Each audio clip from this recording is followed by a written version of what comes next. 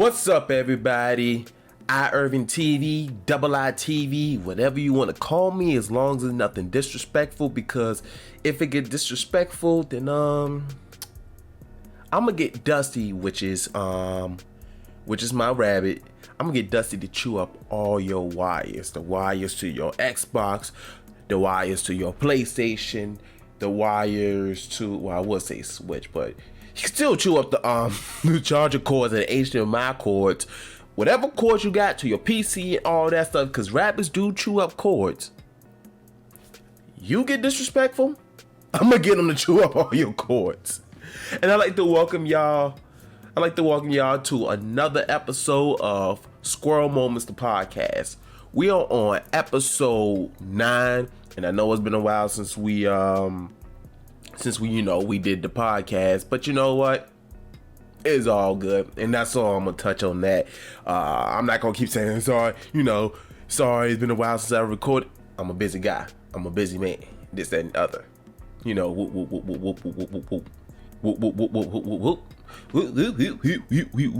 me tell y'all something real quick. Well, first of all, today's date is October the 2nd, and right now it is 9:56 in the morning. And let me tell you something. I've been up since 12 o'clock in the morning.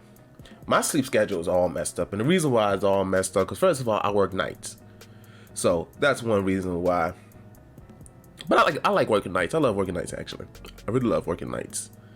And the second reason why it's all messed up, because I'm also in school as well. If y'all don't know, I'm in school. I've been, the semester started back for me back in late August, whatever. Because last year I took a year break, and now I'm going back. So yeah, there's that. So doing homework and all this stuff. Sometimes I have to stay up a little longer and this, that. Woo. Let me tell you something real quick. This week, because it's Saturday, as I'm recording this. It's a Saturday. So this week has been long. But what was I going with this? Oh my goodness, I'm having a squirrel moment right now. Oh gosh, I'm really having a squirrel moment. We're already starting early. But yeah, I've been up since 12, and I've been, doing homework and all this stuff. And I had to do a textbook reading, which was like 30, 40 pages. And my assignment is due today at midnight. So that's why I'm staying up late. But yeah, my whole sleep schedule is all messed up, this, that, and the other. But enough about my crazy sleep schedule and all this stuff. We're going to get to the podcast. Again, this is episode 9. What else we gotta hit? This, that, and the other. Oh yeah. Of course, if y'all watching the video version, which is on YouTube, on my YouTube channel, Irving T. It's been a while since I did the podcast, so I'm a little mixed up. I should have watched one of my older episodes before I got on, but it's all good. If you're watching the video version, make sure to give this a like. Go ahead and comment on there, all this kind of stuff. Go ahead and share it. And then if you're listening to the audio version, which is on Spotify, Anchor.fm, and Google Podcasts, go ahead and give it a good rating. Be honest about it, but go ahead and give it a good rating. Be honest about it, but go ahead and give it a good rating, like I said. And also, you're not obligated to. I always say this, whether it's on the podcast, the stream, on stream, whatever, which I stream on both YouTube, and I have a Twitch channel, which everything is Irving TV. So, you're not obligated to, but if y'all want to support the channel, support the podcast, whatever, go ahead and send that donation to my Cash App, which is $Irving TV. So yeah, I think that's everything. Also, follow me on all my social medias. Everything is Irving TV. Twitter, which I'm starting to be more active on Twitter now. Instagram, which is where I'm most active at. What else? Snapchat, I kind of fell off, but y'all can still follow me on there. TikTok. I feel like I'm missing something. Just I'm basically on all social medias. All social medias. So yeah, go ahead and give me a follow on there. I'm pretty responsive. If y'all send me a message or comment, whatever, I try to be as responsive as to the best of my ability. Because sometimes I be so busy. Sometimes I see it, but I'm moving so fast. It's like, oh, okay, they comment on there. All right, what was I doing before I see that comment? So But even if I don't comment on there, I at least like this, y'all comments or whatever, y'all messages, whatever. I at least acknowledge it some way, somehow. But anyway, I'm talking too much. Now y'all see, if y'all watching the video version, even though my locks look horrible, today, early this morning, it was like 5-6 o'clock this morning, I had to get myself round up. I finally shaved a little bit. I got the beard going on, this, that, and other, because it's been a bit. Like I said, I've been busy. So, and usually, like, you see my fingers if you're watching the video version. Like, usually right here, I have a little line that's right here, but I could not line it up, so I just cut it off, and I like this look, actually. I like it. I look good. I look good. What's up, baby? How you doing? You want to come over to my place? Yeah. Anyway, let's go, because I'm talking too much. Drinking a Bang energy drink because, and I always say this, I try to avoid energy drinks, but I'm a little tired right now, so. Wait, let's get to it. Let's get to it. I have my show notes open. Now, I want to tell y'all something real quick. Something good happened to me yesterday or the day before. I don't remember exactly. But now I told y'all about my little financial struggles. I'm not going to go into details, but I've been kind of struggling with debt and all this stuff, which because half of it is my choices, and then half of it I'm trying to help somebody, this, that, but it was still my choice. But anyway, because right now my objective right now is to pay off my debt and then save up money so I can have my own place. Because right now it's me and my dad, but I want my own place, and hopefully I'll have it by next year. So what was I going with this? I'm having a squirrel moment. So I was off of work for about 2 weeks, right? I've been back to work for about 2 weeks now, but I was off of work for 2 weeks because recently my dad had back surgery. So I took 2 weeks off so that way I can help take care of him and all that kind of stuff. And I was getting paid for those 2 weeks. Things was kind of tight. So yesterday or the day before, I went to check the mail because I was like, I know I had a 401k account with one of my and I'm gonna explain what a 401k account is if you don't know in a second. But I was going through the mail because one of my previous jobs, I still had a 401k account because I also withdrew for one of my other 401k accounts when I was working at CVS. Yeah, so I was working at CVS and I had a 401k account, and I ended up withdrawing that earlier this year. But I knew I had another one at the call center I was working at. So I was looking through the mail to try to find the stuff, and I found it. But what's funny is when I opened it, I was expecting just the information to be on there, so that way I can call or do what I got to do in order for them to send me a check or for them to deposit in my account. And I opened it, and it was actually a check. I'm not going to say the amount. It wasn't a lot, but it was, it was enough for me to be like, oh snap, they sent me the check. So I was like, oh yeah, and that was some good news because I was like, I needed this. So what I did with that was, with that money, I cleared out one of my credit cards, and then with the rest of it, I paid towards some other stuff. So that's some good news for me. And the timing couldn't have been any better. And this is the reason why I believe in a higher power. I'm not going to get into too many details because, again, when it comes to my channel and all this stuff, I avoid politics and I avoid religion. But after that, I was like, man, this is definitely a higher power, But anyway, the timing couldn't have been better.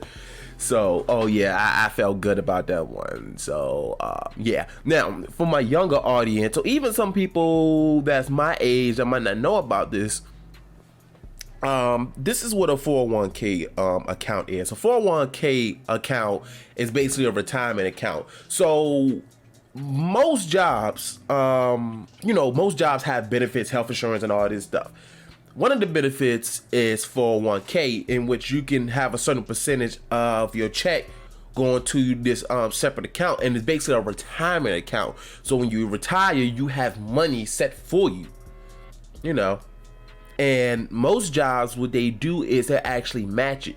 So let's just say, for example, right? Usually it goes by percentage, but let's go by dollar amount real quick. So let's just say, for example, per paycheck, you put like 20 or $30 is taken out of your check to go in your 401k account. The job will then match that. So if it's like 30, if you put $30, they will match that with another $30. So when I was working the other two jobs, I had a 401k account. I wasn't putting too much in there, but you know, when they match it and then over time, it builds. And trust me, when I say that those 401k accounts saved my butt, it really did save my butt because I really needed that money. So now let me say this real quick. Now I will have to say this. First of all, let me make a disclaimer. I am not a financial advisor. I am not a financial advisor, but I can tell y'all this much. Again, a 401k account is for retirement.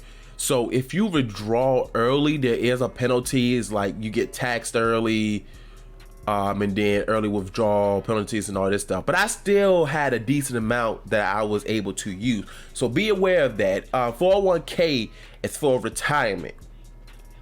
So you will get penalized. So just be aware that if y'all have a 401k account or plan on getting a 401k account and just think you can borrow from it, or you can, just take money from it, because it is your money, but at the end of the day, there is penalties and all this stuff. So just be aware of that. And I know like some jobs, like, now mind you, again, those was old jobs, so the penalties wasn't as much. But if you're currently working a job and then you borrow from your 401k, you have to kind of pay yourself back, but it is plus interest. So you pay yourself back and then you pay yourself back interest. So there's that. But I just want to put that out there real quick, because that was good for me. I really needed that, and I wanted to tell y'all, if you don't know, for those that don't know about what a 401k account is, and trust me, if you're starting to get into the workforce now, like if you're young, starting to get into the workforce, if you got a full-time job, this, that, whoop-de-whoop, whatever, and your job has a 401k account, please start putting money into it, even if it's just 1%, because you can choose the percentage. I think right now, because I'm working at Amazon and they just started the 401k for me, I think it's just 1%, but I'd rather have it than not have it, because again, those 401k accounts saved my life. Well, I ain't gonna say save my life, but made it so much easier. And like, again, it's for retirement. So over time, like, let's just say you're 20, and I'm not gonna say you're gonna be working a job, that one job your entire life, but let's just say you're 20, excuse me, you get that job, and you get that job and you work there up until you're 65. So let's say 20, 30, 40, 50, 60. So 45 years you're saving money. And again, it might just be a small percentage, but over time you might want to increase that percentage from 1 to 4, 5, 6%. And then plus the job is match you. So over the years, when you retire, you have that money. So that's why a 401k is important. That's why I was going to hold off on doing the 401k first, because I wanted to take all the money that I was getting and help pay towards my debt. But I'm like, but anyway, so, and I know I didn't say anything in the video version. I put my hands on, I'm like, I just shrugged. So yeah, but anyway, enough about that. Let's get on to it already. I mean, that was on my show notes and I wanted to share that with y'all. But anyway, now, the next thing. Now, the Halo Infinite beta. Now, last weekend, because what 343 is doing, they have beta, they call it a technical preview. They had one last weekend, and then they're having one this weekend. Now, I've only played one time. I think they was having a 2 or 3 day event, and I've only able to been played one day. And they also had another day as well, which is yesterday. I say that all crazy. Like, all right, let's start over. So last weekend, it was Friday, Saturday, Sunday, I believe. And I was only able to play Friday because I streamed that day. And of course, they're having it this weekend. I wasn't able to play yesterday because I needed to sleep. But I will be playing today. At the time of this recording, I will be streaming, which by the time this comes out, I've already streamed. But it depends. It depends on when I get this podcast out. But 9 times out of 10, I'm probably releasing it the next day, which is Sunday. But even though I only played one day, this is my impression on it so far, because I do want to share my impression with y'all with Halo Infinite. Because if you don't know, if you've been following me for a while, you know I'm a huge Halo fan. So when it comes to Halo, I'm very vocal about it. It was good. It was nice. I had fun with it. I had a lot of fun with it. And a while back, 343 said they was building it from the ground, had a new engine. I forgot what the actual name of the engine is. I can't think of the name of the engine right now. But actually, hold on. Let's look it up right now. Give me a second, y'all. Let's look it up. Halo Infinite engine. If you don't know, Halo Infinite is coming out on the 8th, 2 days before my birthday. And I've been saying that I was gonna take some days off so I could play Halo Infinite and also record the Let's Play. But remember, y'all, I work at Amazon. Peak season, and when it's peak season, mandatory overtime. So I don't know if I won't be able to take those days off. They already started graying out those days, which means you can't take off those days. But anyway, that's what it's called, Slip Space Engine. They built it from the ground up, and you can tell, like it definitely plays like Halo still, and it still feels like Halo, but it feels also different.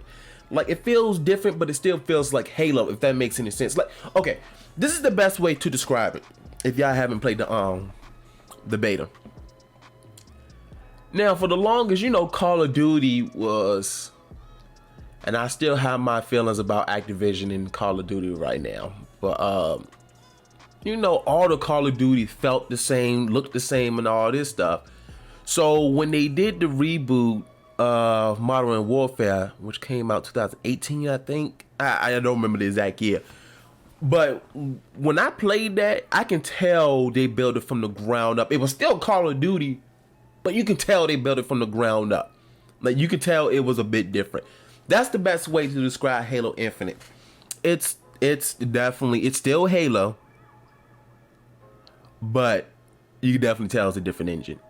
And it's smooth too, because I remember when they had the first technical preview, which the only a few set of people can play it. When I first was looking at the gameplay and all that kind of stuff, at first, and my phone keeps vibrating. Anyway, I'm sorry, y'all. I'm getting distracted. What was I saying? Oh yeah. So when they did the first technical preview, and I was looking at the footage and all that stuff, which I also did a reaction as well, I said it looks a little loose. It didn't look bad, but I said it looks a little loose. But when you play it, it feels smooth and pretty tight. So anyway, gameplay wise, it was good. The weapons it definitely feels good. The ability, such as active camouflage and all this stuff, definitely feel good. They got new abilities on there.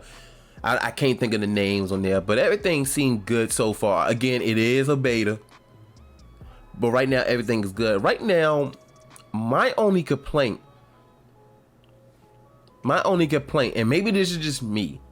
Maybe this is just me. Maybe this is I don't know why I just said it. But I'm Squirrel moment. Let's come back. The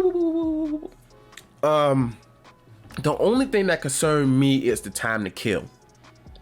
So, and what that means is, if you shooting somebody and you hitting them, if you hit them a couple, there's a certain amount of times that you have to hit them before they finally die. Now that being said, Halo has always had I ain't gonna say a super high time to kill, but compared to like Call of Duty and all those other games, it takes a bit to kill somebody. But I noticed, and again, this could just be me, and they may have already fixed it already on the second half of the beta. I just felt like the time to kill was a little too long, because I noticed myself like, oh my gosh, why am I like, I've been shooting you forever. Why are you not dying yet? That's my only complaint. And that's it. That's really my only complaint about it. And of course, right now they don't have assassinations on there right now. I think they're gonna add it post-launch, I believe. So yeah, that's my impression on Halo Infinite. And today, at the time of this recording, tonight, when I'm streaming, I'm gonna play again. And I heard they added some other maps to the beta. So yeah, that's that. And then tomorrow I'm playing the beta as well. I'm supposed to be going to work tomorrow, but I took the day off already, like literally right before I started recording. I literally went on my phone and took the day off. See, and that's the good thing about Amazon too. I know they had their reputation or whatever, but as far as like the navigation, it's like there's an app on our phone. We can literally take days off without having to go through a boss, whatever. We could just literally put on our phone and just continue with it. Whatever we was doing, I'm having a squirrel moment. So let's come back. But yeah, that's my take on the Halo Infinite beta. I have to play more to get into details. I just cracked my fingers, but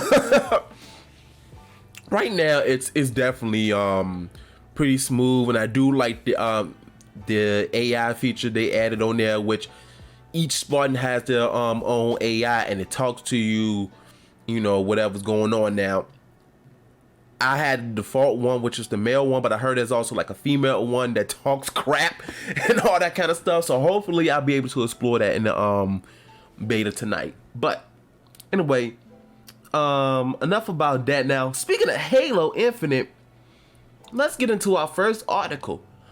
Now, there's a content creator y'all probably know, but that goes by the name of Dr. Disrespect. If you don't know, I'm just going to give you a quick background. I don't really watch him, but I've heard about him plenty of times. He was originally on Twitch, but then he got banned off of Twitch for whatever reason, which apparently was a wrong reason, which was whatever. And he came to YouTube, and he's doing pretty good now. I'm not going to get into that drama. But he's a commentator. Well, he is a commentator, but he's a content creator. And he thinks that Halo Infinite will die without a BR mode, which Battle Royale mode. Now, before I get into this article, I've always mentioned that I've mentioned before that I'm not 100% sure if Halo will have Battle Royale mode. If they should, it wouldn't hurt the game per se. I have mixed feelings about it. Like, it wouldn't be a bad thing. It just depends on how they implemented it and how they execute it. But let's just go. Let's just go to this article. Let's just pull this up real quick and let me switch over. All right. So this article is by comicbook.com, which was posted on September the 30th. So it's only a couple days old. And again, the title of this article is Dr. Disrespect says Halo Infinite will quickly die without Battle Royale mode. And this is what the article says. Dr. Disrespect is one of the biggest authorities in the streaming space when it comes to the shooter genre. Whether it be Call of Duty, Battlefield, Apex Legends, or a litany of, I think that's what that word is, LITANY, of other titles, the doc tends to have a good grasp on what makes multiplayer shooters successful. When it comes to this fall's release of Halo Infinite, which is December the 8th, 2 days before my birthday, the beloved YouTube streamer has already made it clear that he thinks the title is going to be of a high quality. However, if it doesn't end up featuring a Battle Royale mode, Dr. Disrespect believes that it could quickly be in big trouble.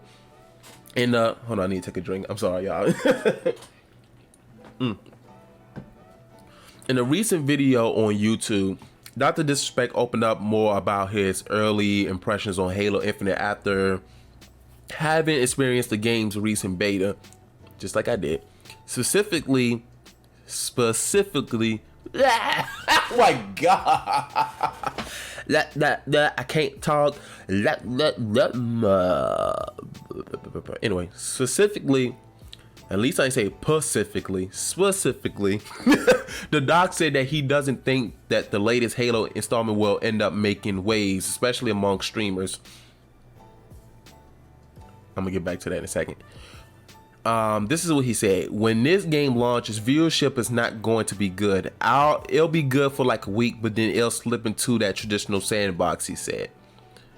When talking about what could keep fan, I think they meant to put an S at the end, so I'm gonna say it. Fans interested in engagement high. Well, maybe they could have. I don't know. Dr. Disrespect said that he thinks it all relies on the additional of a battle royale game mode. Despite requesting this mode, though, Dr. Disrespect also said that he thinks such an addition would need to be implemented into Halo Infinite in the proper way. Just like I said before, it needs to be unique. It can't just do it just like the other, the other games. I'm gonna get to that in a second. It depends on how it's executed. I was looking at this big team battle gameplay footage, and I'm looking at it like just thinking to myself, God, I hope these guys, if they make it a battle royale, he said, I hope they execute it correctly because they could do it bad, he wanted to say about his potential rival. At this point in time, developer 343 Industries hasn't said that it will be adding a battle royale component to Halo Infinite at any point at launch or even afterwards. For now, the studio seems solely focused on making sure that it can ship the title on Xbox One, Xbox Series X, and PC later this year on December 8th. If Battle Royale does come to Halo Infinite, it likely won't be showing up until post-launch. How do you feel? Blah, blah, blah, whatever. So that's what he said. Now, this is my opinion on Halo having a Battle Royale mode. Again, it wouldn't hurt it per se, but because again, Halo is such a it's to me, and this is my opinion, Halo is a different shooter. So if they was to do a battle royale mode, it would have to be done right. It just can't be a copy and paste of what Call of Duty is doing, what Apex is doing, what Fortnite is doing. It has to be, and that's why Apex in, especially Apex in Warzone, I mean, right now, Fortnite is still the biggest, I believe. But the previous two that I said before, that's why they're so successful right now, because even though they implemented Battle Royale on there, they could have just did a copy and paste of what PUBG did, but instead they did different things and all that stuff, and that's what makes them so popular. Plus, it's free to play. But I mean, we ain't gonna never turn down a free game. Don't get me. We never. Why I say it like that? We. By the way, if I haven't, where am I going with this? I mentioned in the other podcast before, but let me mention this right now. Halo Infinite the multiplayer is free to play. So that's gonna help the Halo franchise a lot. The fact that the multiplayer is free to play. So they do have a battle royale mode. It's already free to play. But anyway, I feel like if they implement it, they have to do it. That's why they probably haven't announced it yet, because they're probably trying to find ways to implement it, and they don't want to get people hyped up, and then they can't find a way to implement, and then they're just like, you know what, we're not gonna do it. So that's why I think they're working on it. But it's like, how can we implement this in a unique way? And how can it work with how the game is? Because again, it's a sandbox. It's a sandbox type multiplayer shooter. So it's like, it has to be implemented right, basically, long story short. So yeah, that's my opinion on it. Like, I would be indifferent. Like, I don't care if they do have a battle royale mode on there or not, because I don't really play battle royale games that much. I don't. Like, I don't even remember the last time I played a battle royale game. I think the last one I played was I think it was Apex, I want to say. I believe it was Apex, and this was months ago. I mean, like, during the springtime, and it's fall, I believe. If it ain't, yeah, it's fall. It was during the springtime with a couple of friends. But I don't really play battle royale. I'm not gonna say it doesn't do it for me. It's just, yeah. If I'm in the mood, if I'm in the mood, mood. If I'm in the mood for it, I'll play it. But again, I'm indifferent about it. I don't care too much about it. It would be nice because Halo was one of my favorite video games of all time. And when it comes to Halo multiplayer, again, I've talked about this before. Why do my hair like this? Why do my hair like this? Why my hair? Oh my gosh. Yo, y'all should see if y'all listen to the audio version, y'all definitely need to see the video version. You know, if you're only interested in the audio version, I'm not gonna knock you. You know, you could be driving and whatnot. I don't want you trying to watch my podcast while you're driving and then you crash and this and the other. I don't want to feel. I know I'm not gonna be responsible because what you do and your time and what you do and your choices are your choices alone. So. But I still would feel bad. That being said, let's go back. I'm having a squirrel moment. But Halo is one of my favorite video games of all time. Because, again, when Halo 3 came out, I invested so much time into multiplayer. Like I know people don't care about Xbox achievements anymore. Like, not really. Unless you're, like, young, I guess. But most of my achievements, I bet you, came from Halo 3. But, yeah. But yeah, let's go to the next. Let's go to the next story, which is another game-related story, and we just finished talking about an Xbox exclusive or Microsoft exclusive. So now we're gonna go to a PlayStation exclusive, and what we're gonna talk about right now. I'm hitting y'all with the Barry White voice. Oh wait, no, I did the Isaac Hayes. Anyway. We're going to talk about why God of War Ragnarok was delayed. So, you know, there was a lot of people was upset about Ragnarok being delayed. Actually, hold on, before we go into that, speaking about God of War, I actually just finished beating this morning, early this morning, I think it was like 1, 2 in the morning. I finished beating God of War 3. Let me tell you something. Now I see why Zeus is one of the best boss fights ever. Well, not ever, but one of the. Y'all know what I'm trying to say. Anyway, but yeah, I just finished beating the third one because I never got the chance to beat the original God of Wars when I was younger. So I got the collector's edition and I beat 1, 2, and 3. So now I'm gonna play God of War 2018. And I'm going to do a Let's Play of that. And hopefully I can finish that Let's Play before Ragnarok comes out. But then again, I don't know if I have a PlayStation 5 that time. But anyway, that's a whole other story. But anyway, so I'm excited. So just to let y'all know ahead of time, I'm going to be doing a Let's Play of God of War 2018. So anyway, let's go into the reason why God of War Ragnarok was delayed. And this article comes from The Verge, and it was posted on September the 30th, just like the other article. And this is the reason why it was delayed. So, Kratos' voice actor says God of War Ragnarok was delayed because of me. Sony Santa Monica delayed the game so he could recover from back surgery. So, Kratos' voice actor, Christopher Judge, said he's the reason why God of War Ragnarok was delayed.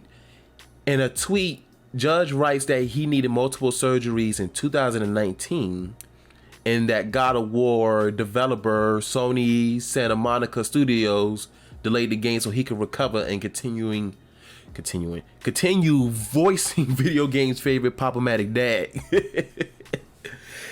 In my feels right now, I need to be forthcoming. This has been approved by no one.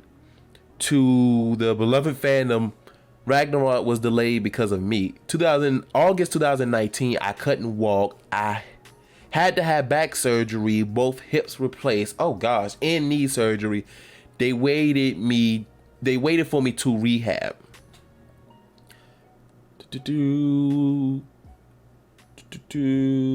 No threats, no.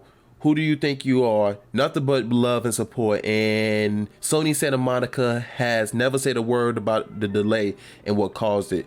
Studios are a-holes, but this company from top to bottom should give us hope. What they did for the crew is way more.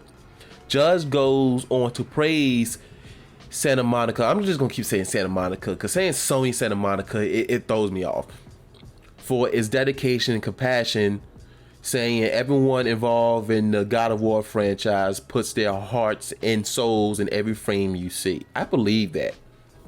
Because I heard that they was really passionate about God of War, and I want to see that documentary too. The God of War documentary, but I want to play the game first before I see the documentary. 2018's God of War was a continuation of the seminal PlayStation hack and slash franchise, but a stark departure from the previous game's rage-filled hyper-violence. Yeah. In it, Craters. Yo, I'm terrible, y'all. This podcast is terrible. But I still love doing this podcast. Let me take a sip of my drink real quick.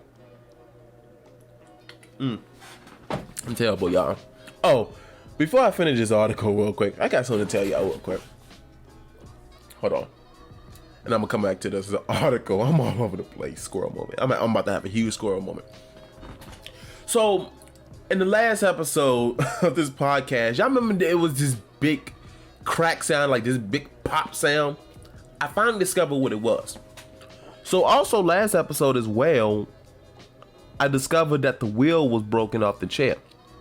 That's exactly what the sound was. And it wasn't the actual wheel that broke. It's a part that was inside on the base of the chair, like a small part that broke. So now the wheel don't even stay in no more. So now I gotta be careful how I move around. If I do too much moving around, the wheel's gonna fall and I'm gonna fall. We don't want that to happen. So now if you see me like stiff, like not moving a lot, well, I am moving a lot, but if you notice I'm a little stiff at times, it's because I'm trying not to move this chair. But anyway, let's get back to the podcast and get back to this article. Anyway, where was I? Anyway, in fact, Kratos is older, wiser, but not necessarily kinder, as he navigates being a father to his young son, Atreus. I think that's how you say his name, Atreus. Christopher Judge won recognition for his role as Kratos with his constant growling of the word boy. That's another reason why I need to play this game. Now synonymous with the character in the popular meme.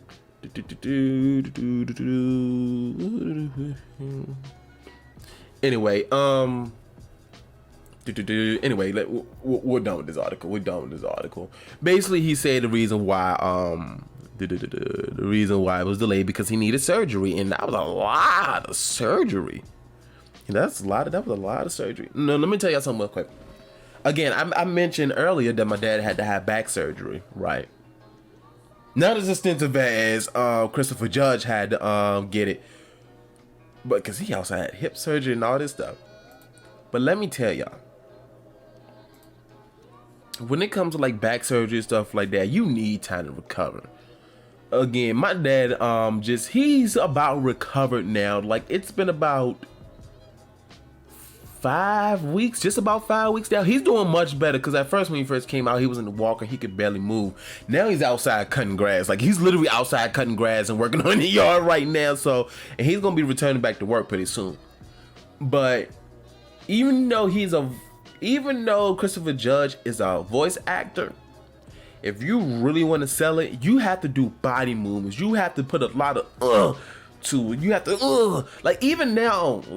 I just pulled something. But like even now, like I'm doing all this movement for the podcast and all this stuff. Like, I'm doing a lot of movement. I don't have to, but the reason why I do that because I like to put a lot of energy into this. I'm putting a lot of energy into this. But if I was, hold on, I'm gonna sit back and try to do it.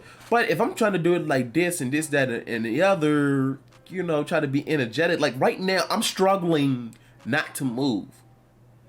So like with Christopher Judge, what he probably does, and a lot of voice actors does this, they act out what they're doing in that studio. They act out what they're doing. If it's like, for example, if it was like, okay, Kratos just swung his sword and you got a grunt, they're not gonna just be like, They're gonna, and you about to see me in the video version. They're probably literally in the studio swinging. So they probably, they probably doing a lot of movement, like jumping and running and all that kind of stuff in the studio. They're doing a lot of that movement, so that way their voice projecting what the character is doing in the game. They're doing a lot of that, and that's why another reason why I appreciate game developers. I appreciate them because they put so much, not just the technical aspects of it.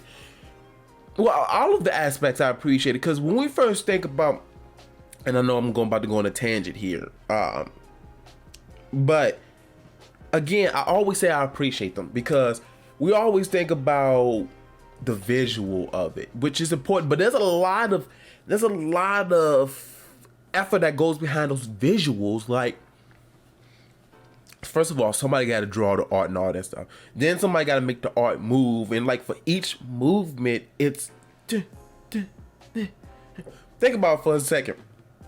One of the earliest forms of animation is, and you see it all the time, when they take the notebook and people draw in the notebook, and then the next page is like, they draw the same thing, but it's slightly moved, and the next page is the same thing, but it's slightly moved, and then it moves fast, and it looks like it's actually moving.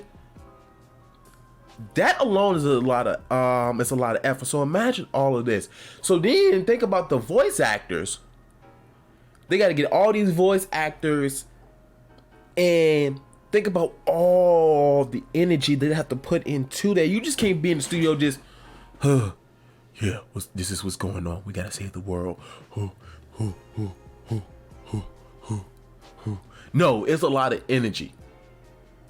And then think about it. Some of those voice actors also, because now they start to move more into motion capture now, which is a lot of work from what I heard. So yeah, that's why I appreciate game development so much, because that's a lot. And that's why I always say, I don't care if a game gets delayed. I want developers and studios to take their time. See, what makes them push a game is the publishers. That's why games are being released unfinished, because the publishers want the monies. They want the monies. That's why I'm still controversial. That whole controversy with Cyberpunk, but that's a whole nother story. I want developers to take their time, and that's why we need to not rush these developers. Let me tell you something real quick. There's so many games out here, I know we want to play these games. Like, for example, I really want to play Infinite. It's right around the corner, but I really want to play it. But I'm glad they delayed it, because I wanted to be a good game. But there's so many games out here. Why do we need to rush these developers for this one game when there's 50 other million games we can play? It might not be that game, but it's a game to keep us occupied until this other game come out. There's so many games. There's so many. I need to start playing more indie games. But there's so many games we could be playing. Think about it. First of all, me as a girl, I'm 27 years old. I work full time.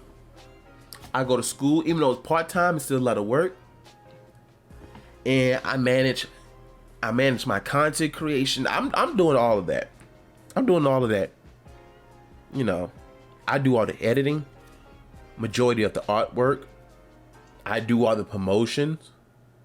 When I say, hey, I'm about to be streaming, or I just dropped this video, this, that, whoop, whoop, whoop, whoop. I do all of that.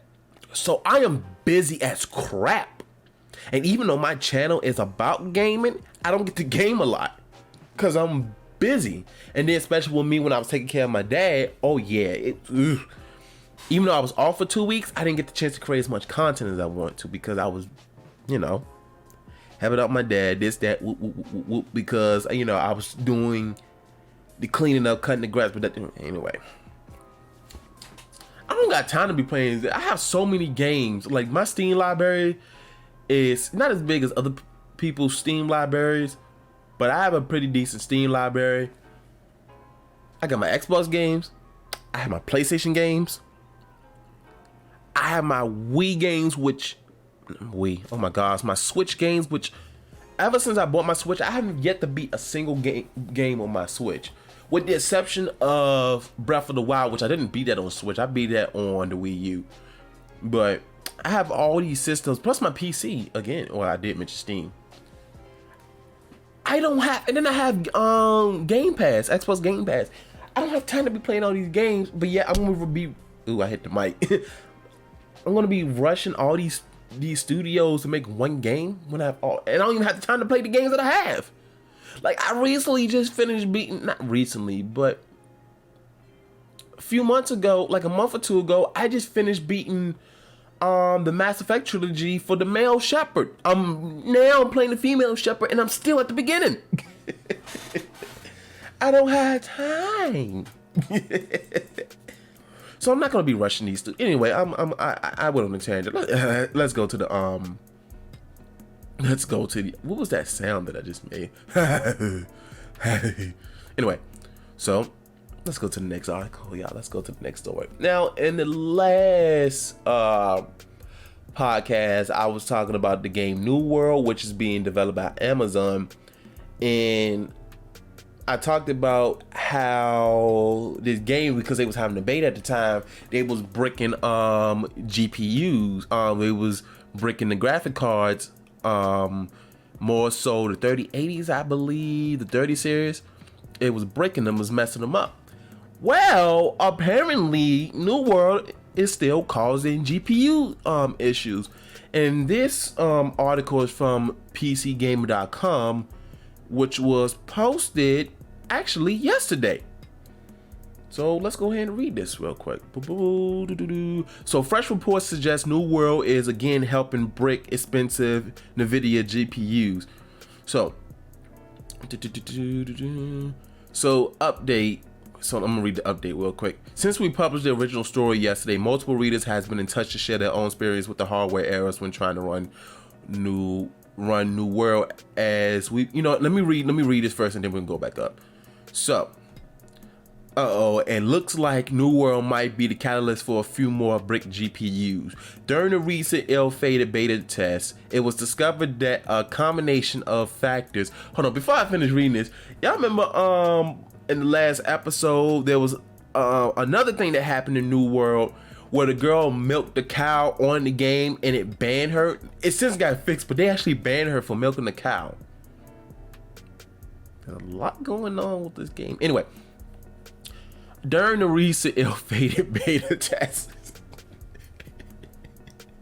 the reason why I'm laughing, because when I first read that story, or at least read the headline, the last episode of the podcast was terrible. It was real terrible. I was stuttering. I stuttered a lot, but last episode, and I rushed it too because I was rushing and I wasn't usually I read the articles or at least skim through it before I start the podcast. But this time I ain't read nothing. I just saw the headlines and just posted on there because I wanted to put something out. I would never do that again. Last episode was terrible. But anyway, but I thought they banned her. I thought Twitch banned her because she was actually milking a cow. That's why I'm laughing. But that's because, but what happened was the game actually banned her because she milked the cow in game. Anyway, I'm sorry, y'all. I'm having a squirrel moment. This is a huge, big squirrel moment. During the recent ill-fated beta test, it was discovered that a combination of factors were resulting in high-end NVIDIA GPUs getting bricked while playing Amazon's MMO. And now there are reports that it's happening again. The original issue surrounding New World allowing uncapped frame rates in its menu screen, which led to spiking power draw for big boy GPUs, and those primarily Evega, I think that's how you say it, Evega. I always have a problem saying that brand name. EVGA built cards subsequently, I think I said that right, subsequently popping their chips with a crackle and fizz. Move ad. If you're watching the video version, an ad just popped up. For its part, Vega fessed up and said that some dodgy soldering on the MOSFET, I think that's how you say it, MOSFETs, of a small batch of cards was responsible, and that in reality it had only received around 24 dead GeForce RTX 3090. So well, it wasn't 3080, it was 3090 cards as a result of the New World GPU catastrophe. Oh gosh, I promise y'all I can read. Certain words I have trouble saying, but I promise y'all I can read.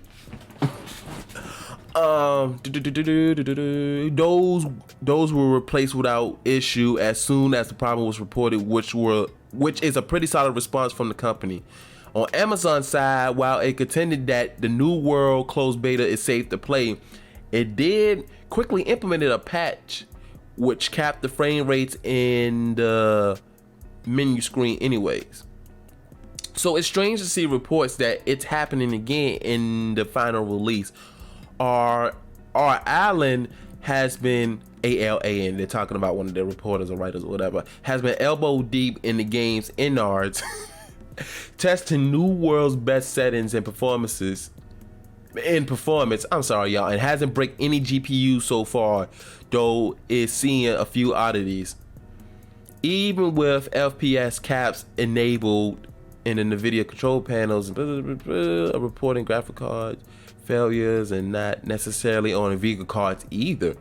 At the time of the closed beta, there were a few reports of gigabyte GPUs having a similar issue, and that seems to be rearing its ugly head again. Okay.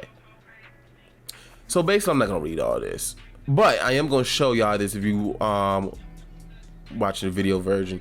So here you see when he adjusts the settings, you can see like the GPU, like when it's rendering, it's so because it says it up here, and our tester Alan has noticed, and that was my stomach, y'all, I'm hungry, that when changing the graphic settings, the game does go through a hard refresh, where the engine seems to want to draw the whole scene again from low poly models, adding more and more details from there. So yeah, you can actually see that if you're watching the video version. Yeah, so yeah, that's happening. All I gotta say is, I mean, I think this is Amazon's first game, I believe. All I gotta say is Amazon needs to fix that problem. I know they say they put up a patch, but they need to fix that problem. And anybody that's playing that game, just be careful, especially if you have a 3090, because first of all, 3090s are hard to come by. Second of all, I just blinked. I just not blacked out, but I just went blank for a moment. Oh my gosh, I had a super squirrel moment. Just be careful when playing this game, because 3090s are expensive. We're talking about in the thousands, and there's a shortage of them, so they're hard to come by. So just be careful when playing this game. So anyway, now on to movie stuff and entertainment stuff. Now y'all know I'm a huge Star Wars fan, right? If you don't know, yes, I am a huge Star Wars fan. If you can't tell by looking behind me, my Star Wars book collection, if you're watching the video version.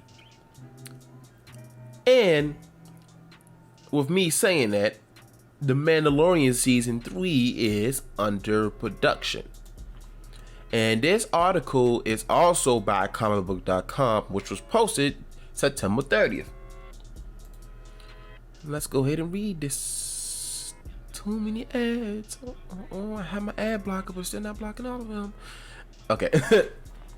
Production on season 3 of Star Wars The Mandalorian is underway, according to a new report. The new season about the ongoing galactic adventures of armored bounty hunter Din Djarin, played by Pedro Pascal, has been in the works since before season 2 premiered in October 2020. Pre-production began last spring on the 3rd season of the live-action Star Wars series from creator and showrunner Jon Favreau, who was the first to confirm spin-off show The Book of Boba Fett, streaming December 29th on Disney Plus, is separate from The Mandalorian season 3. December 29th. Boba Fett. Oh, also, oh my god, I'm having a squirrel moment. I just started watching Star Wars Visions. I think I watched up to episode 3, and I started on episode 4, but I need to sleep. Y'all gonna learn more about me that I have sleep issues. But Visions is good so far. But anyway, let's come back. The new that was supposed to be me coming back. It's supposed to be, but I said it's like. The new season of The Mandalorian started production last week at Manhattan Beach Studios in California, according to Star Wars Insider site Bespin Bulletin.com. Season 3 will film through late March and is currently shooting without Pascal, who is playing Joel and now filming the Last of Us series for HBO. Disney and Lucasfilm has yet to announce the start of production on the new season from executive producers Favreau, Dave Filoni, Kathleen Kennedy, and Colin Wilson. The Star Wars studio recently wrapped up production of Boba Fett and Obi-Wan Kenobi, each filmed on the volume stage at Manhattan Beach MBS Media Campus. Another spinoff, Andor, also wrapped this month after filming in London. Star Wars is kicking it. They really are kicking it. So yeah, I'm not gonna read all this. So yeah, for anybody that's a Star Wars fan and love The Mandalorian, they're filming. They started production, but they all like the article said, they already started production way before even season 2 started it. So yeah, so if you're excited for that, hold on, y'all. I'm trying to go to my other article, and they're complaining about my ad blocker, so I'm gonna have to turn it off for a second.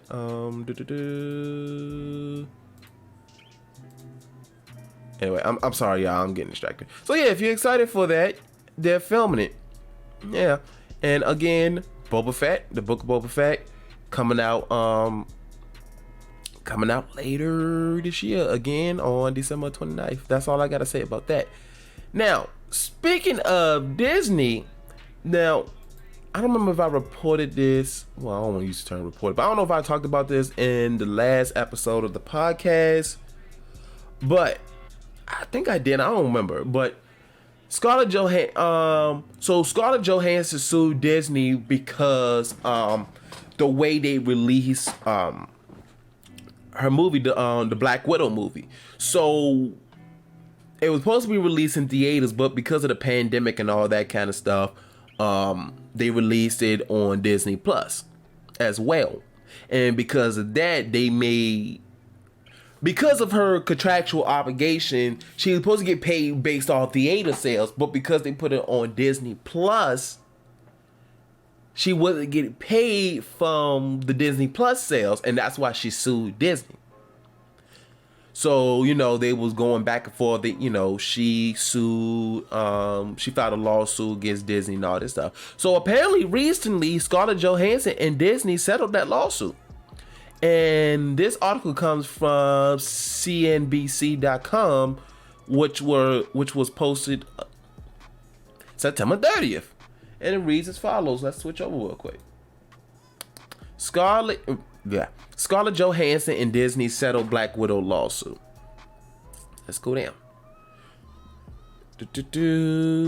Marvel star Scarlett Johansson and the Walt Disney Company has settled a breach of contract lawsuit the Black Widow actor brought against the studio in July. The terms of the deal were not disclosed. I'm very pleased that we have been able to come to a mutual agreement with Scarlett Johansson regarding Black Widow, said Disney Studios chairman Alan Bergman, that's how you say his name, in a statement. We appreciate her contributions to the Marvel Cinematic Universe and look forward to working together on a number of upcoming projects, including Disney's Tower of Terror. They gotta sound all political. We'll be glad to work with. Anyway, the explosive suit claimed that Disney had breached Johansson's contract. Let's start back over. The explosive suit claimed that Disney had breached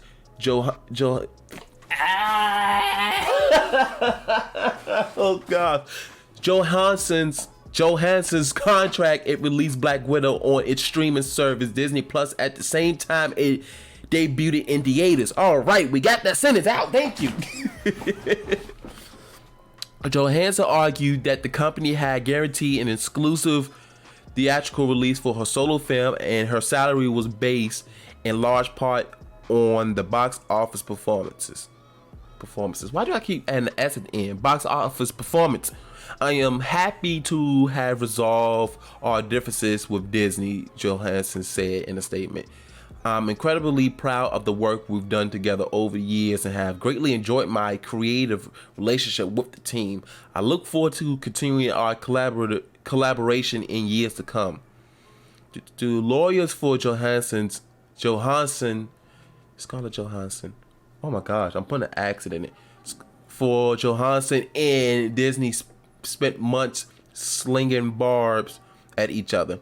Disney accused the actor of disregard for the dangers. I'm not even going to try to attempt to say that word. For the dangers of COVID-19 to the movie-going public, and publicly revealed I'm done. Revealed that she has been paid $20 million for the film already. Johansson's lawyers said Disney's comment were an attempt to make her appear to be someone they know. Why am I having problems reading this? Were an attempt to make her appear to be someone they and I know she isn't. Alright, let's skip to this. While it's unclear if Johansson was paid in the settlement or if new terms were reached for back payment, the star seems to be willing to put the lawsuit behind her. Whatever. I'm done reading this. So yeah, they came to a settlement. Or they came to agreement per se.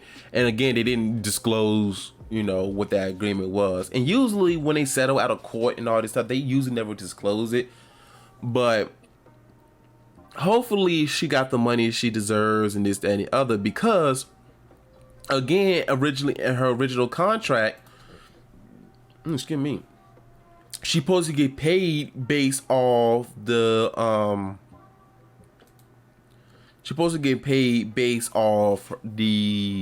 theater performances. But then because of the pandemic, of course, they also they put on Disney Plus as well, because a lot of people wasn't going to the movies.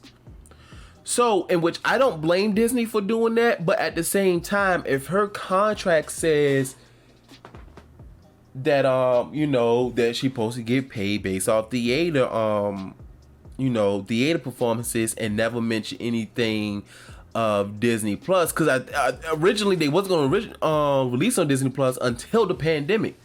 So what they should have done was, before they released it, they should rewrote her contract or negotiate a new contract. That's what they should. I agree with this. I agree with her lawsuit, because again, she's supposed to get paid based off theater performance. Never mention anything about Disney Plus. So that means she's missing a lot of money, because again, people not really going to the theater, so she's not getting paid that much. But here goes Disney Plus. They have it on Disney Plus, and they getting paid off that, but not her. But anyway, let's move on. I'm done with that story. I had so much difficulty reading that, and I don't know why. But anyway, let's go to the next thing. Now, who likes spaghetti? I know I do, but it has to be cooked a certain way. Now, when it comes to spaghetti, guess what? Eminem was serving mom spaghetti. Yes, he was. He was serving mom spaghetti. Mom spaghetti. Now, for those that don't know, Eminem recently opened up a restaurant in Detroit called Mom Spaghetti, which was a play of the song "Lose Yourself," which was for the 8 Mile soundtrack. He says Mom Spaghetti. Well, apparently when the restaurant opened, he was actually there serving the spaghetti himself. Now, we know that Eminem is rich and that didn't have to do that, but he was actually in there serving the spaghetti. And this article comes from CNN.com, which was posted on September the 3rd. A lot of these articles were posted on the 30th. And it reads as follows. Let's switch over real quick. Eminem served pasta to guests at his restaurant opening. Eminem surprised guests by serving up pasta at the grand opening of his Mom's Spaghetti restaurant in downtown Detroit on Wednesday. Slim Shady himself was not expected to be there, but drove up in the car and soon appeared in the serving window. The name of the rapper's restaurant is in reference to a line from Eminem's 2002 hit "Lose Yourself," and it's as follows: His palms are sweet, neat. I'm sorry. Let me prepare myself. His palms are sweaty, knees weak, arms are heavy. Eminem raps in the song. There's vomit on his sweater already. Mom's spaghetti. He's nervous. Okay, I added that extra part, but he did say that in the song.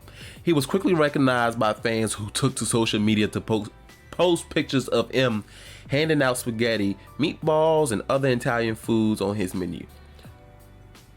On the menu is Mom's Spaghetti for $9, Mom's Spaghetti with meatballs for $12, and a sketty sandwich spaghetti on bread for $11. Mom's Spaghetti, it's already the restaurant proclaims in a promo. And then the Oscar and Grammy winning rapper and actor experimented with the eatery as a pop-up restaurant in 2017. Yep, that's it. Yeah, so he opened his own restaurant in Detroit, and then he was actually up there serving the spaghetti. So that was pretty cool. I always thought like Eminem should open up a restaurant based off that line and just do, just serve up some Mom's spaghetti, and of course he didn't. I just wanted to add that there real quick. Now, speaking of servicing in restaurants and all that kind of stuff, I want to talk about the next thing, which is, you listening? Y'all listening? I want y'all to listen. Y'all listening? Y'all ready? The customer isn't always right. Y'all want to get mad at me? Go ahead. Unsubscribe, whatever. Leave. Stop listening to the podcast, whatever. I don't care.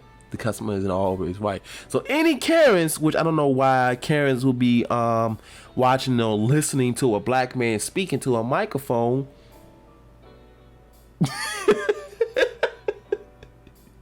Y'all weak. But all y'all Karens out there, no, you're not always right. Majority of the time, you're not right.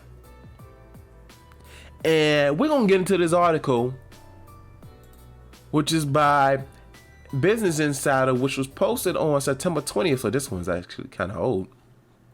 And it reads as follows: How the simple phrase, "the customer is always right," gave shoppers a license to abuse workers.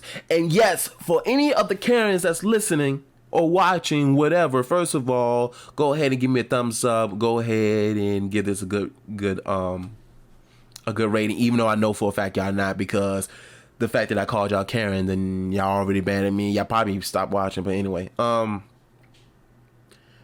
Yeah. And as a person that, I'm gonna read this first and then we're gonna discuss. Where we at? If there's one theory among American shoppers, it's that they're always right. No, you're not. After all, that's what we've been taught to believe for over a century, that the customer is never wrong, at least inside the four walls of a Starbucks or a Walmart. It is a saying, or it is an ethos, I think I'm saying that right, ETHOS, that has guided everything from the rise of early department stores to post-World War II suburban malls, and in more recent times, e-commerce websites like Amazon. I promise y'all I know how to read just certain words I have problems pronouncing. I know what it is. I just have problems pronouncing it anyway. But now, 18 months into the pandemic, it's clear that not only is that mantra baked into the American shopping experience, it's also dangerous. Yes, it is dangerous. It's created a sense of entitlement. Yes, it has. Why I keep adding all these words into this. As somebody that worked retail and customer service, I'm relating to this. That's why I keep adding the whatchamacallits. But anyway, it's created a sense of entitlement amongst shoppers that has led to aggression, even violence towards retail workers. We have gone past the point where the retailer was in charge to a point in society where the customer is in charge. Mark Cohen, an adjunct professor and director of retail studios at Columbia University, told Insider. The customer is never wrong. There's some debate about where the phrase "the customer is always right" originated. It is most attributed to Harry Golden Selfridge, the Wisconsin-born retail magnate. I think I'm saying that word right, Magnate, who got his start at one of the nation's first department stores, Marshall Fields, before building a department store empire of his own in London. But before Selfridge, there was Caesar Ritz, who built the first Ritz hotel in the late 1800s. I am hungry, y'all, so y'all gonna hear my stomach a couple of times. So these last couple minutes of the podcast, you probably hear me rushing. According to A.E. Hotcher's 2012 piece in Vanity Fair, Ritz created a code of conduct for hotel staff that stated, amongst other mandates, if a diner complains about a dish or the wine, immediately remove it and replace it, no questions asked. Okay, that's reasonable to a certain degree. Ritz reportedly used a slightly tweaked, though similarly definitive turn of the phrase. I'm not even going to try to pronounce that because I think that's... I don't know what language. It sounds like French. Yeah, it looks like French.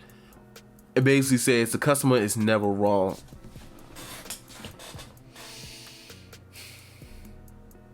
Anyway, let's continue reading. Regardless of...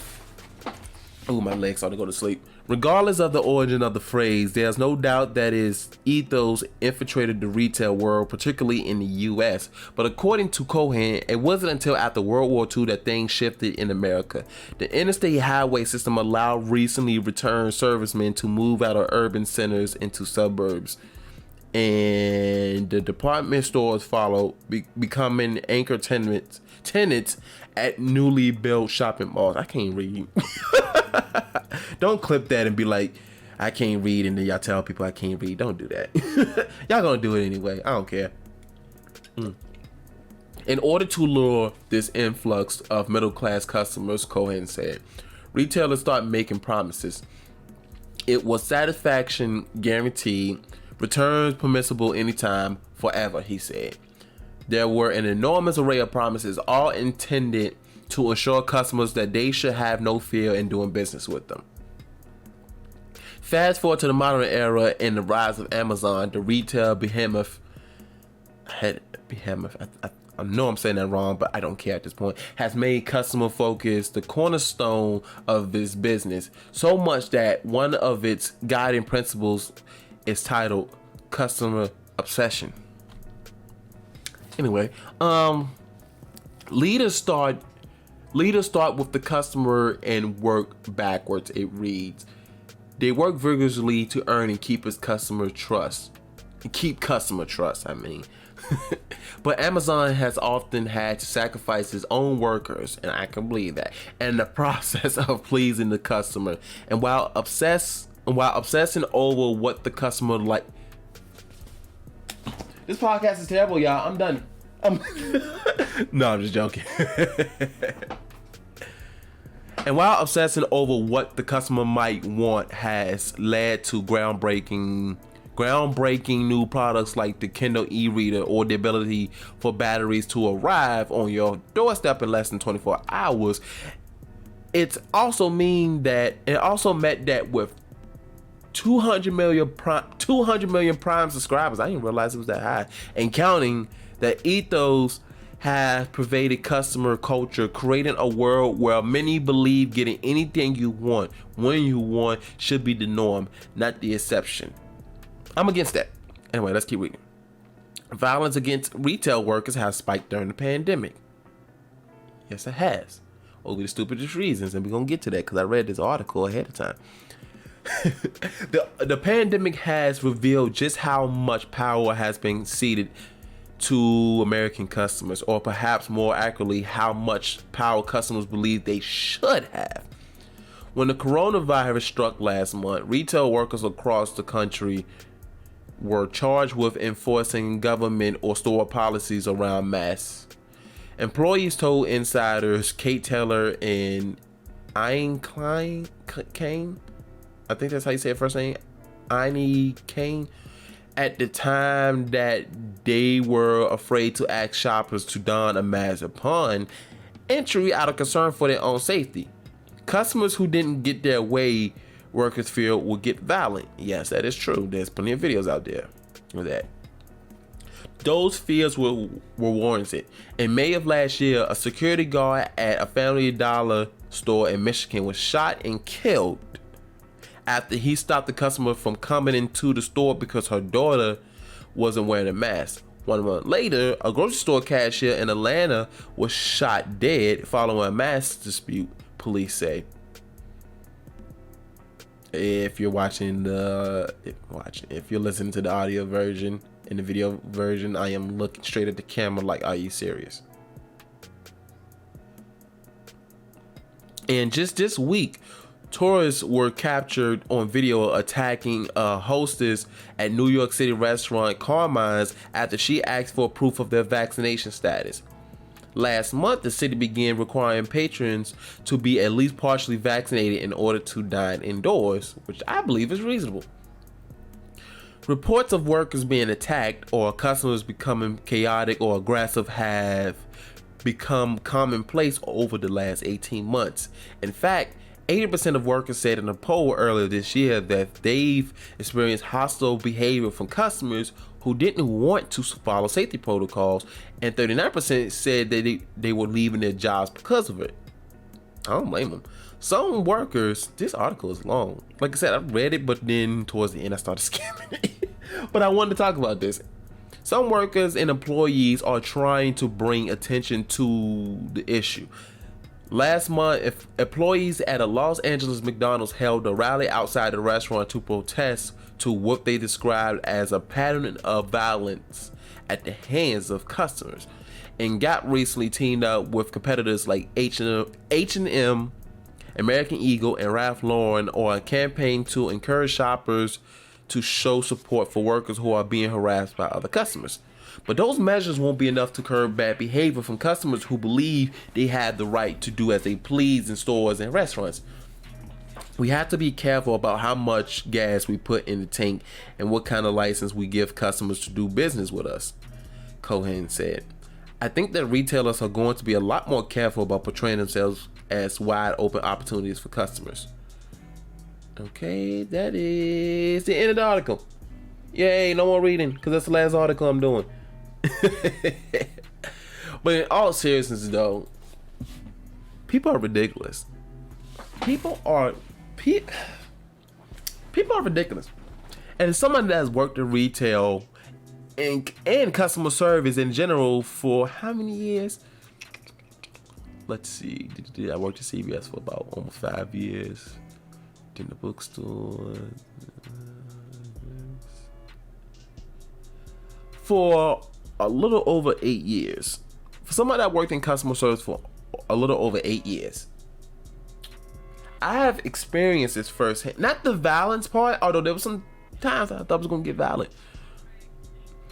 But people have this sense of, I never understood this sense of entitlement, and I always hated the saying the customer is always right, because they are not. Trust me when I say they're always not. Like, okay. So when I was working in the pharmacy, when I was working at CVS, of course, working in the pharmacy is a tad bit different, but it's still retail pharmacy. Now, of course, with medications, there's certain laws that's intact, and all this kind of stuff. Do I agree with them all? No, but they're there for a reason. Because, reason why laws and rules are made because somebody out there decided to do something stupid and they had to put them in place. So with controlled medications, which is basically federally regulated medications, I think, okay, so there was this one time, right? So with controlled medications, you can only get a certain amount within a certain time, and this, that, and the other. Whoop. This lady came in, and she wanted to refill her appraisal lamb, which is generic for Xanax. I'm just gonna say Xanax to keep things simple. Now, mind you, she was early. When I say she was early, she was like if you don't know what Xanax is, it's anxiety medication. But she was like, I want to say a week or two early. And I kept having to explain to her that you are early. I can feel it on this day, but you are early. And she was like, is it because the insurance company won't pay for it? And I was like, it has nothing to do with the insurance company, although they're not going to pay for it either because you're still too early. The medication was supposed to last 30 days. It's supposed to last 30 days, and here we are on day 20. And she was like, and then I asked her, I was like, in the nicest way possible, I was like, are you taking it however the instructions say it? She was like, yeah, I'm taking the way that I'm supposed to take it. Now, again, with controlled medications and drugs, you know, some people taking more than they're supposed to. Like, I knew for a fact she was taking more than she was supposed to, but you can't really say that. You can, but you can't. Put it this way, you don't want to get nobody mad. And she just kept going like, oh my God, I need my medication. I'm tired. You know, you shouldn't be holding people when I'm like, now this is a different situation. I'm like, you're not. I'm like, this sense of entitlement. You think just because the customer is always right. And I had people pull that term on me before, that you're supposed to get whatever you want. No, at the end of the day, it's a business, and that does not give you the right to disrespect people. I've got disrespected before. People yelled at me, cursing me before, both at the pharmacy and at the call center I was working at. All this stuff, they feel like they should get whatever they want. Now, because it was in the medical field, some of the things they were saying, or a decent amount of stuff they were saying, I agree with them. It's just I could not provide them with what they needed. But there's a difference between what you need and what you want. Well, I'm not even gonna put the quotation on that. There's a difference between what you need and what you need. I'm like, and some of the stuff. Okay, here's another example I got, right? Now, mind you, just because I worked in a pharmacy, people could still ring this stuff in the back. Now, my thing is this. I don't mind ringing up your stuff in the back in the pharmacy if it's like a few items, like 5 items, you know, a few items here and there, whatever. But people used to literally get a cart full of stuff, and bring it back to the pharmacy. Now, mind you, the same people that's ringing your stuff up at the pharmacy, it's the same people that's filling the medications, preparing the medications, typing in the prescriptions, all that stuff. So by you coming to the pharmacy and bringing a whole bunch of crap, you're taking the time away from me in order to fill other people's medication, and a line is forming at this point. And what made it so worse is a couple of them was couponers. I'm like, why are you coming to the back? Go to the front. Well, the line is too long. Really? So you come to the back where we're trying to help people get their medications ready and give people their medication. But yeah, you want to come back here and hold up. And the thing was, they were big couponers too. So it'd be like multiple couponers. Like, does this work? Does this work? Does this work for this? I'm like, you didn't go over your coupons before you go shopping? Like, will this coupon work with what I got? Do I have this item work to go to coupon? I'm like, lady. And then what made it so worse, I'm all over the place. I'm having a lot of squirrel. Well, no, it is not really a squirrel moment, but I am all over the place with, discussing this. Why are my eyes closed? Like, I'm literally, if you watch the video version, I literally have my eyes closed as I was talking like this. But no, in all seriousness, their coupons used to be expired. So when I say I can't take this coupon, they were like, how come you can't take this coupon? I'm like, there's an expiration date on that coupon for a reason. It'd be like a month, and they expect. And this is what makes things worse. Some of the managers make it worse. Instead of supporting you and saying, no, we can't take it, you know what they do? They're like, you know what, we'll take it this one time. I'm like, so now you're encouraging her behavior. You by doing that, you're saying her behavior is fine. You just basically told Karen she can do whatever she wants. Now, let me say this. Now, there's certain things we don't mind making an exception for, like for certain things. Like if it's just like small things, whatever, fine. Because here's my thing about the whole customer is right thing.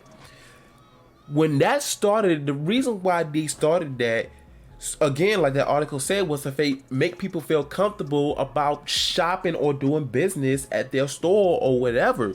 That was the reason why they were saying that.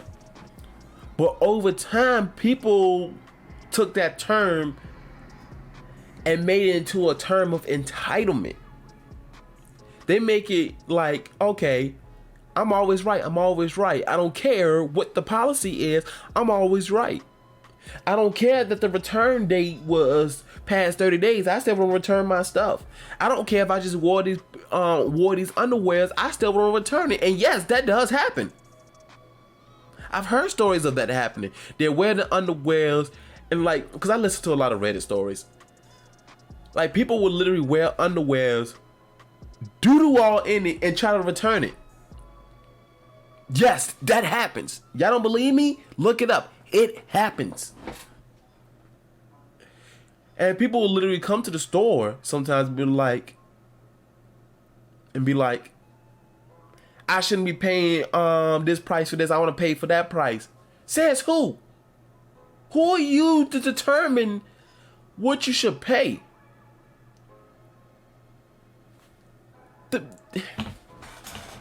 Let me tell you something. I'm glad I don't work retail no more.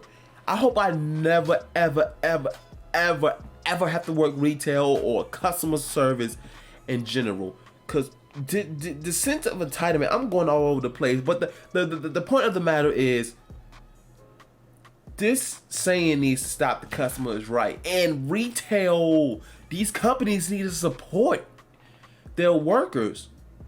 They need to support them more, because the workers, what they're doing is they're trying to keep their job. They're just doing their job and they're just enforcing the policies. And yet, let's just say a customer is angry, they will call corporate and this, that, and the other, and they'll be like, oh, I'm going to have your job. I'm going to make sure you get fired. And I've been told this before.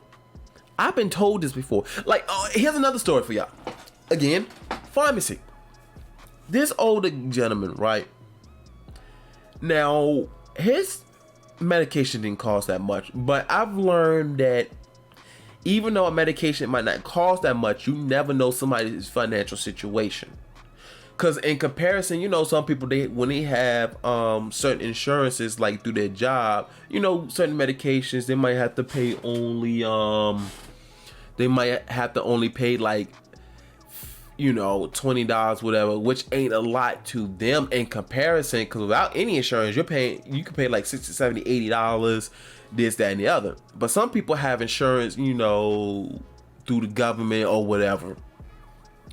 You know, they have government assistance, and then like sometimes their prescription would be like, you know, $5 or $2.50, something like that, which to us may not seem like a lot, but if they have government assistance,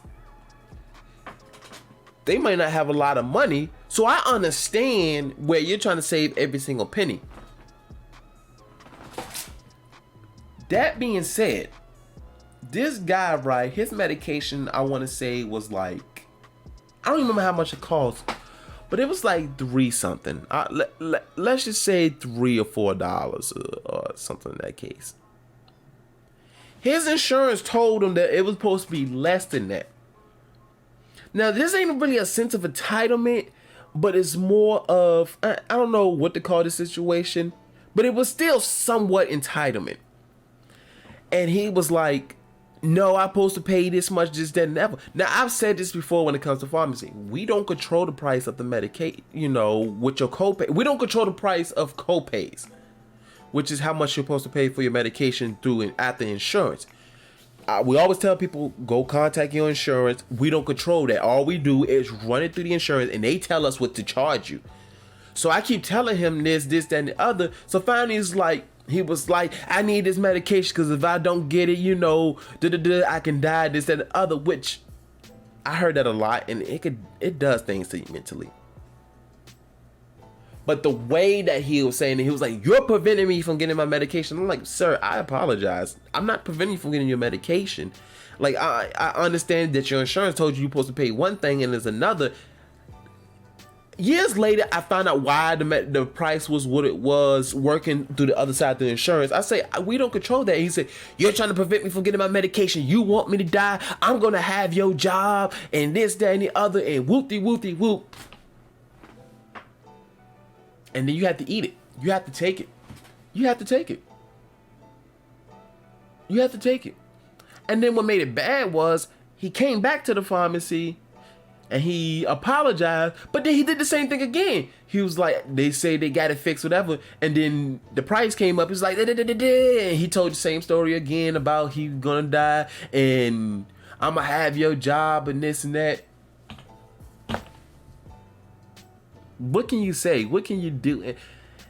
That situation was a little bit different, and I'm all over the place. I'm gonna wrap this up, but yeah, I've seen so much entitlement. But let's get to the next thing, cause y'all get the point. The whole customer is right thing. That whole saying needs to stop. I'm getting a whole bunch of I'm getting a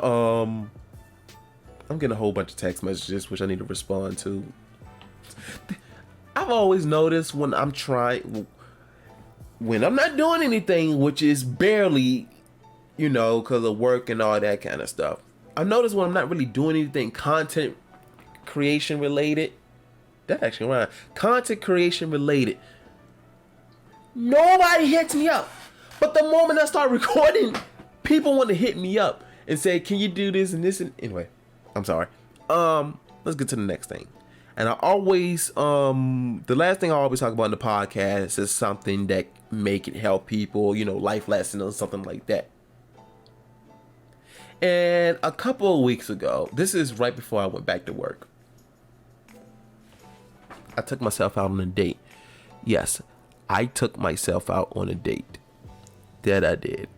I took myself on a date. And some people probably like, how do you take yourself on a date? You're supposed to take a chick out on a date. You're supposed to take a chick out on a date. No, you can take yourself on a date out. You can take yourself on a date. This is what I did. This is how I treated myself. I went out. The first thing I did was I went to Hooters. Now, I know people about to be like, oh, you went there for the women and this, that, and the other. Not really. It was cool to see the women there, but that's not what I went there for. I went there because I wanted to treat myself. I got some wings. I know I love wings. Peace gave me the wings. I love me some wings. I got me some wings. Did I get fries? I don't know if I got fries. But I definitely got wings. Definitely got wings. Got me a drink. Did I get 2 drinks? I think I only got 1 because I was still driving. And then after that, I went to Dairy Queen and I got myself some ice cream. I think it was strawberry cheesecake or something like that. But that's what I want to do. And let me tell you why that's important to take yourself on a date. It goes back to what I said in the last episode. Self-care is important. And usually when we talk about self-care, we talk about, meditation, doing your yoga, spending time with yourself and this, that, and the other, taking hot baths and all this stuff. But also treating yourself, going out, shopping, although don't overdo it with the retail therapy. This one's going to be short. I'm about to wrap this up. All I'm saying is that go along with the self-care. Take yourself out on a date because I needed that because at this time, again, I was taking care of my dad because of the surgery and all this stuff. And every single day, somebody, and don't get me wrong, I am appreciative of the fact that people was coming to the house every day to check on my dad and all this kind of stuff. But at the same time, I was like, all right, people coming every day, every single day, and I'm not used to that. People come every single day, so it was kind of draining a little bit. So finally, I had to leave the house because I was in the house every single day, with the exception of anything that involved my dad. Of course, I go to the store or whatever, but I was in the house every single day. And I finally had to leave. I had to leave the house. I was like, I need to get out. Because, you know, with people coming every day. And again, I'm an introvert. So, again, yes, it's family that's coming by, family and friends. But when it's every day, it can be a little draining at times. I'm not even going to lie. Again, I'm super appreciative of it, you know, because a lot of people out there don't have family and friends and all this stuff. And we take those things for granted. But I needed to leave the house. So moral of the story, take yourself on a date sometimes. It ain't even got to be nothing fancy. Go to a bar, you know, because that's why I went to Hooters. Went to the bar, got me some wings. Again, got me some ice cream, came home. Did I take a nap after, or did I play the game? I don't know. I don't remember. Treat yourself sometimes. You have to do that sometimes. And I need to wrap this up because I have 100 things I need to do today. Because after this, I'm going to record Halo Wars 2, Let's Play and all that kind of stuff. Then I got my homework I got to do. And then I'm streaming tonight as well. I got a lot I got to do today. So, yeah, treat yourself. Take yourself on a date. Whatever. Not too much to say about that. But yeah, just take yourself on a date and treat yourself. It feels so good.